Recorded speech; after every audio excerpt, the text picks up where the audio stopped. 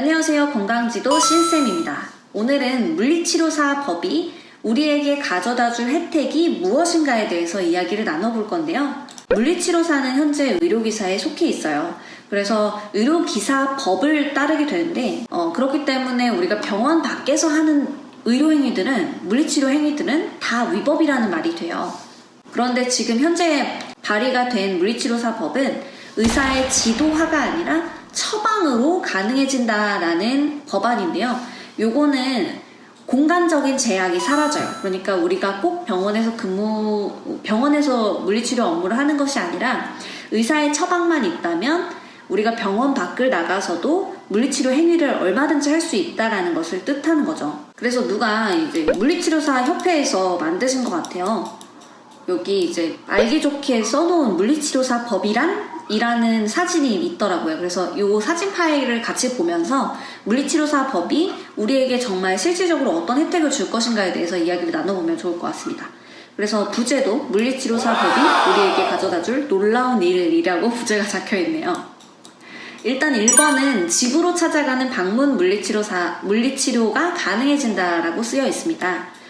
일단 거동이 불편한 중증 장애인이나 재가노인, 발달장애, 뇌혈관, 중풍 환자들의 일상생활 능력 향상을 위한 재활물리치료를 집에서 치료를 받으실 수 있습니다. 이렇게 쓰여 있거든요.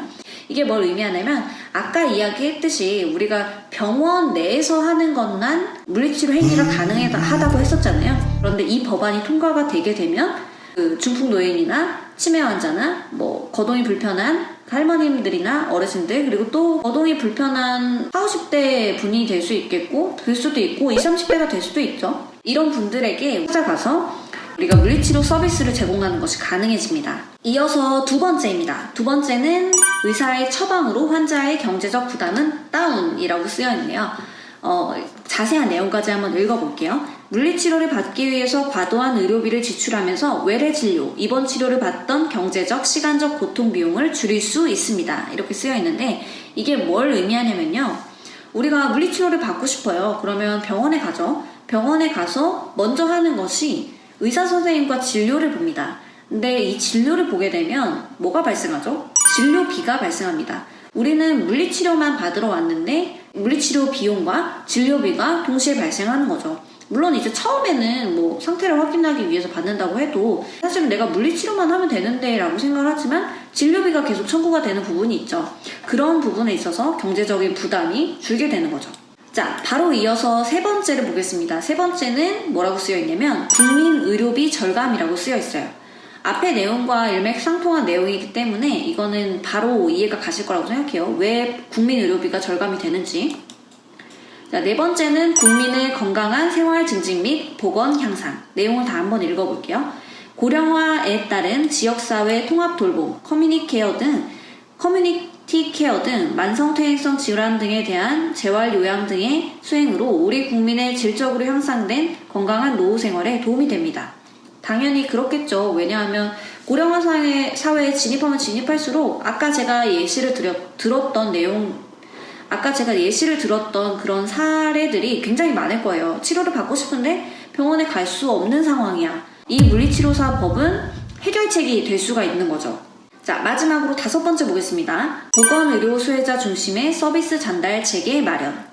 내용을 읽어보면 예방 관리 중심으로 변화하는 보건의료 패러다임 전환에 부합하는 전문 물리치료사 제도 및 국민에게 수준 높은 의료재활 서비스가 제공되도록 관리체계를 마련합니다.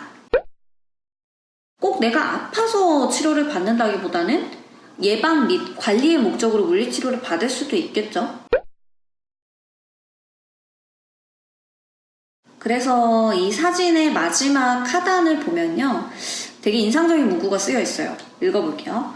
물리치료사 법은 국민 건강을 위한 법입니다. 라고 쓰여 있어요. 사실 제가 물리치료사 신분이기 때문에 이 물리치료사 법에 대해서 객관적으로 보기가 힘들어요. 사실 저는 물리치료사니까. 하지만 제가 자신있게 말씀드릴 수 있는 것은 이 물리치료사 법이라는 것이 꼭 물리치료사만을 위한 법은 아니라는 거예요. 분명히 이 물리치료사 법에 대한 혜택은 가장 1순위가 국민 건강일 거라고 저는 자신합니다. 그래서 여러분들도 국민 건강 증진을 위해서 물리치료사 법 지지해 주시고 또 많이 응원해주시면 감사하겠습니다. 네, 그러면 영상을 마무리해보도록 할게요. 다음 시간에 만나도록 하겠습니다.